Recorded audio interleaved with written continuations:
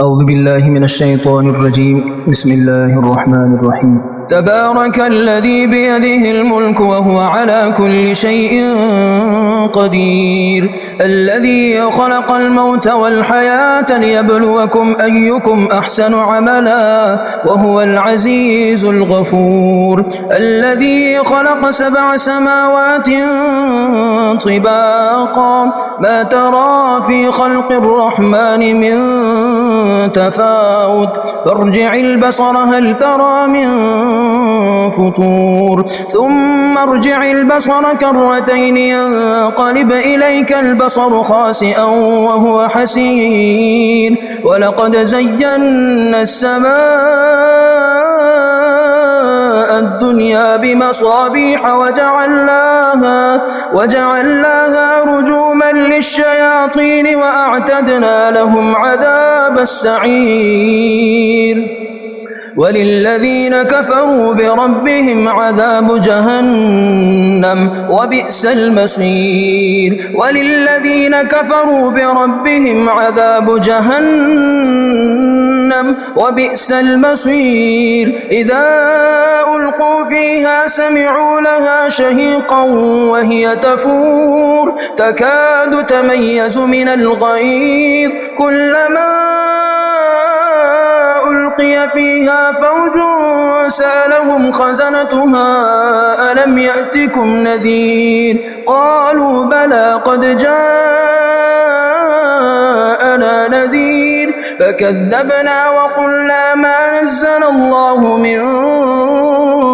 شيء إن أنتم إلا في ضلال كبير، وقالوا لو كنا نسمع أو نعقل ما كنا في أصحاب السعير، فاعترفوا بذنبهم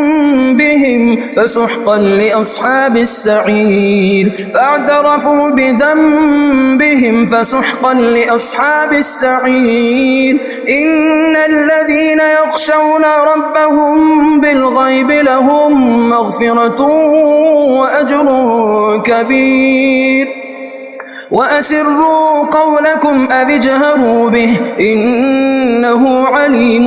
بذات الصدور، ألا يعلم من خلق وهو اللطيف الخبير، والذي جعل لكم الأرض ذلولا فامشوا في مناكبها وكلوا من رزقه وإليه النشور، أأمنتم من في السماء أن يخسف بكم الأرض فإذا هي تمور، أم أمنتم من في السماء أن يرسل عليكم حاصبا، فستعلمون كيف نذير،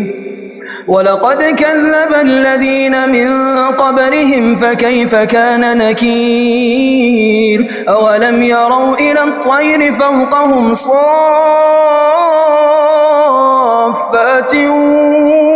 ويقبض ما يمسكهن إلا الرحمن إنه بكل شيء بصير، أمن هذا الذي هو جند لكم ينصركم من دون الرحمن إن الكافرون إلا في غرور، أمن هذا الذي يرزقكم إن أمسك رزقه بل لجوا في عتب ونفور، أفمن يمشي مكبا على وجهه أهدى أمن يمشي سويا على صراط مستقيم، قل هو الذي أنشأكم وجعل لكم السمع والأبصار والأفئدة قليلا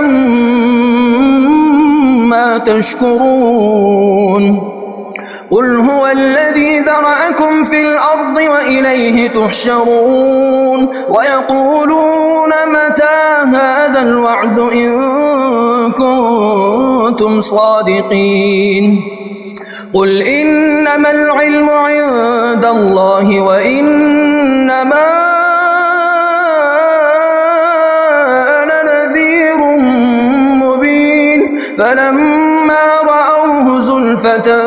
سيئت وجوه الذين كفروا وقيل هذا الذي كنتم به تدعون قل أرأيتم إن أهلكني الله ومن معي أو رحمنا فمن